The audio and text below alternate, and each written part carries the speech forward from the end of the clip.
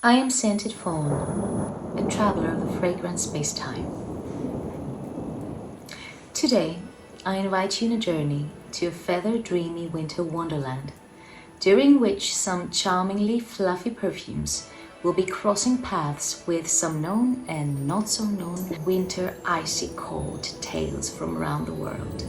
The shared trait of all these journeys' perfumes, they feel as soft as snow, as pillowy as snowflakes, and as wintry as a cold and frosty breeze. Imagine and think of notes like iris, heliotrope, sugared and trimmed almonds, coconut flakes, marzipan, vanilla, and violet powder and wintry magic. This gentle cold breeze that almost feels like a bracing caress that makes your cheeks bright and rosy. So hop on this wondrous and delightful scented sleigh and of course enjoy.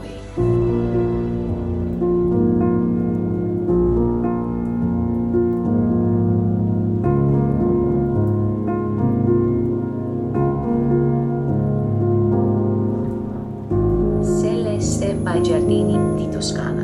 Here you come. So for this beautiful beginning of a fairy tale, a winter's tale of mica, I could not imagine a better scent. This is a candied purple powder dreamland of a scent. This perfume is so fluffy, creamy, velvety. It invites you in this dance on magic snowy hills.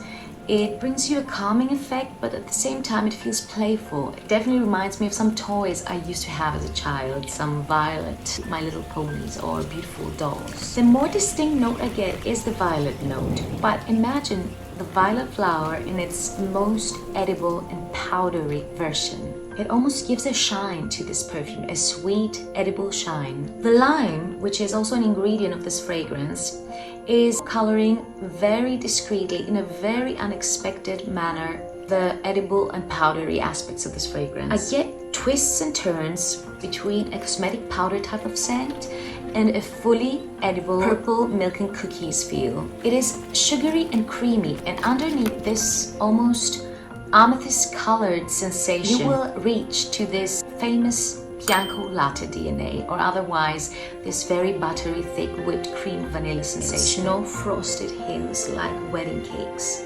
is very spot on for Celeste, because this fragrance is suggestive of sugar paste or whipped cream on top of a cake or even of ice cream, but goes beyond the edible spectrum, and I'm sure that the notes that I do not distinctly get, because they are very well blended in this fragrance, like the lime and seawater notes, play a significant role for the sensation I get, the contradictive qualities that are so very charming.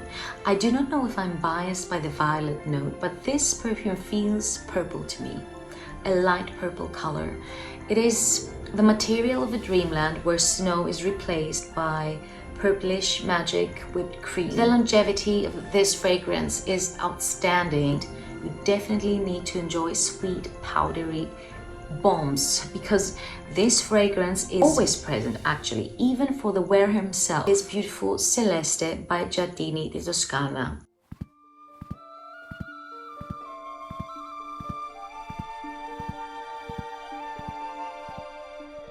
The daughter of Eve, Lucy, introduces us to Pure Eve by The Different Company, another fragrance that is here to capture the softness of the snow perfume-wise. This fragrance has the opposite qualities of the fragrance I mentioned before, although it's again powder we are being welcomed with. The powder here, while sweet, is very transparent and ethereal. It gives the image of little snowflakes dancing with the wind, going from one place to the other, and offering this very gentle briskness to your skin. The aldehydes, this perfume has aldehydes, are masterfully blended with such a beautiful mimosa note, which always brings me this almost motherly, tender feel. And the combination of the aldehydes and mimosa brings me the sensation of a floral Arctic softness. With time, the almond nuances become more distinct. This perfume has also almond inside. It is a Jordan almond sensation that is entering the game,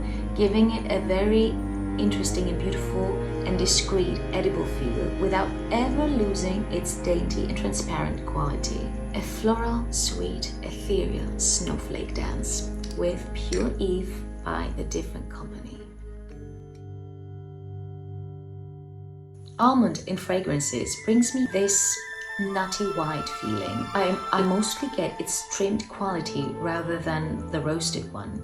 So it creates these beige white, oily, buttery associations in my mind. Which brings me to another fragrance that is soft like snow and has almond inside. Dragée by Reminiscence. That part in Narnia, in the Chronicles of Narnia, where Lucy enters the wardrobe and discovers a snowy forest with a solitary lit lamp in the middle of nowhere, has been one of my favorite scenes of the books and of the series and of the movies. Such a wonderful thing to discover a whole land behind some hanging coat. This scene has always amazed me as a child. I always thought that if I entered my wardrobe, that I would discover a land, a similar land like Narnia, behind the coats, behind the clothes.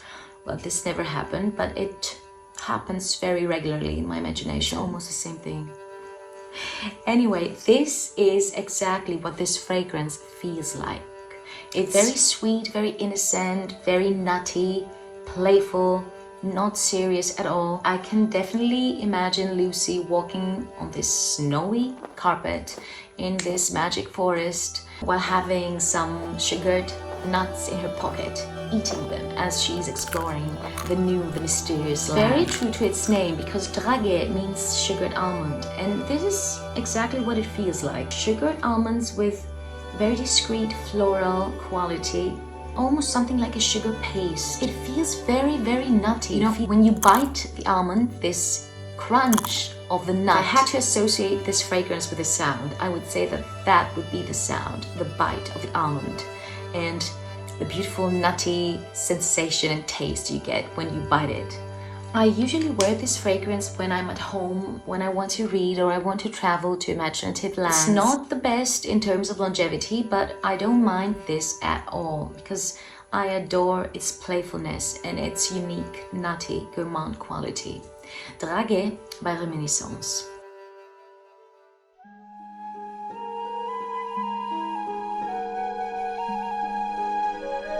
I was trying to figure out which perfume would represent something that delicious as in the description of C.S. Lewis that you just saw. This sweet, foamy, creamy blend that steams, and all this in a magical snowland where everything is white.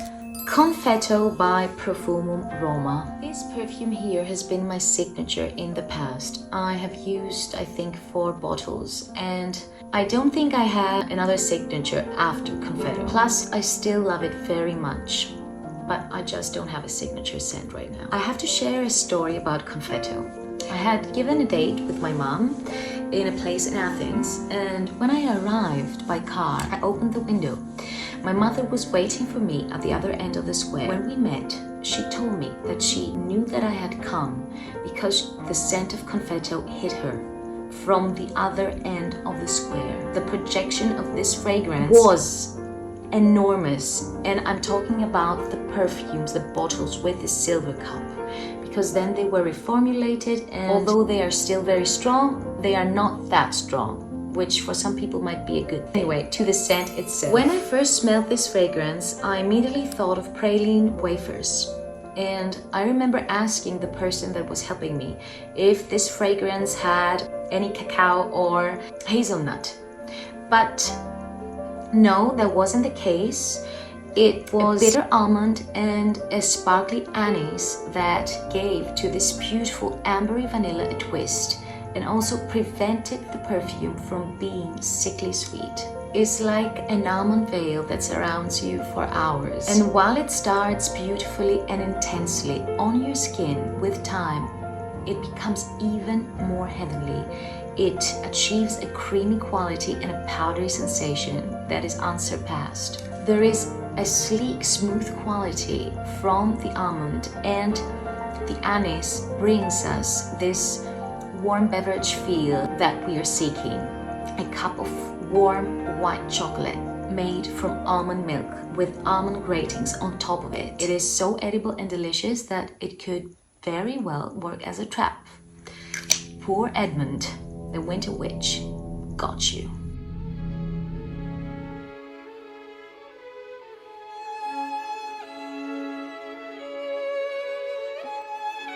For the famous Snow Queen, I wanted a fragrance that is soft as snow, but at the same time cold and imposing. Thus, I welcome now the beautiful iris flower with Iris by Les Galions, a niche house which creates fragrances of amazing quality. And look at this beautiful bottle. This is the type of aesthetic I love. It is very simple, but at the same time somehow substantial. It was created in 1930 by Prince Murat, who then sold it to perfumer Paul Vacher in 1935. Paul Vacher is the creator of Miss Dior, Diorling, and Arpège by Lanvin. He made the house famous around the world. After his death and after it was sold by his daughter to an American group, it collapsed.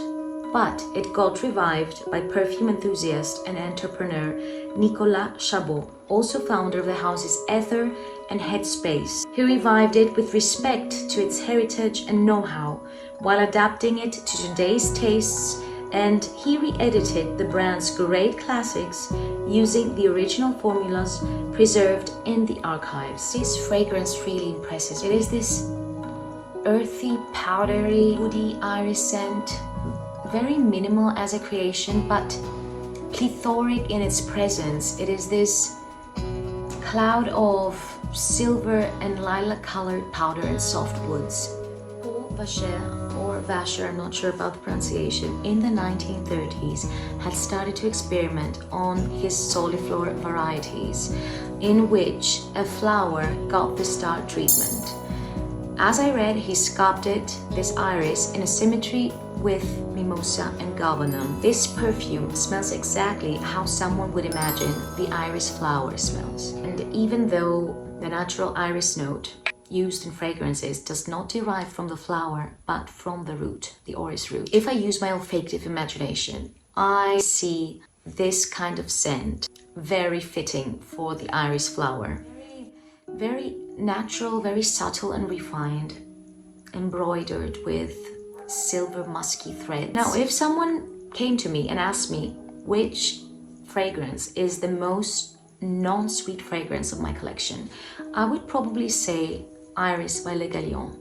We are talking about the absence of sweetness, and I say that in a good way, even though I'm a gourmand lover. There is this beautiful, charming, very interesting cedar note in the base, which gives to the fragrance a very beautiful foresty coldness, a pencil shavings texture.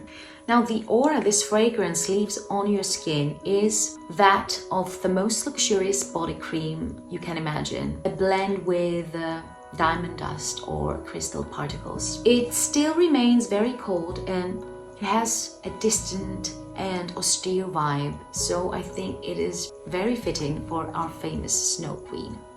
Iris by Les Galions.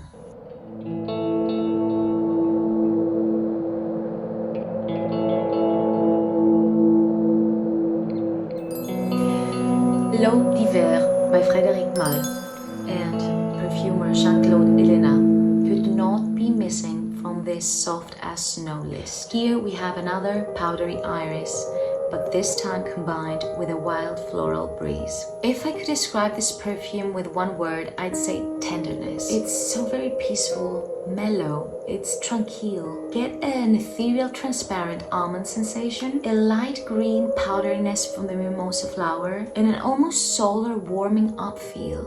It is a very innocent fragrance. Exactly because of this innocent powdery floral sensation, I imagine snow that is slowly melting to give the space to nature to revive and bloom once again. It is a tender feeling that covers you and brings you images of winter meadows and sunlight. The official website describes this perfume as the perfect scarf that is warm and light at the same time. I wear this when I want to feel inner comfort, inner grounding content. It performs like a cologne It is an eau de toilette, but it is always present, a veil of blooming nature on your skin. An honorable mention to this beautiful almond blossom and oat milk body mist by Victoria's Secret. This can be used as a layering tool. A very sweet and smooth oat milk cream with coconut flakes and almond gratings. It's nutty, milky, and has a wheat aesthesis which is so soothing. It also feels like a warm beverage, but since it is a body mist, it has not a good longevity or projection, but it's beautiful to give a very discreet, creamy, wheat nuance on your skin, some comfort on it, and it truly manages to bring you comfort. Kai and Gerda held each other by the hand, and as they walked along, they had wonderful spring weather. The land was green and strewn with flowers, church bells rang, and they saw the high steeples of a big town. It was the one where they used to live. They walked straight to grandmother's house and up the stairs and into the room. Both of them had forgotten the icy, empty splendor of the Snow Queen's palace as completely as if it were some bad dream. Close this theme with the ending of the Snow Queen. And we are hoping for the winter, the dark season, to be as smooth as possible and to welcome the spring when it's time to welcome it. I hope you enjoyed the list of winter wonderland fragrances that are soft as snow, and hope to see you in my next video. Until then, I send you a magic snowflake kiss and a warm, warm milk chocolate hug.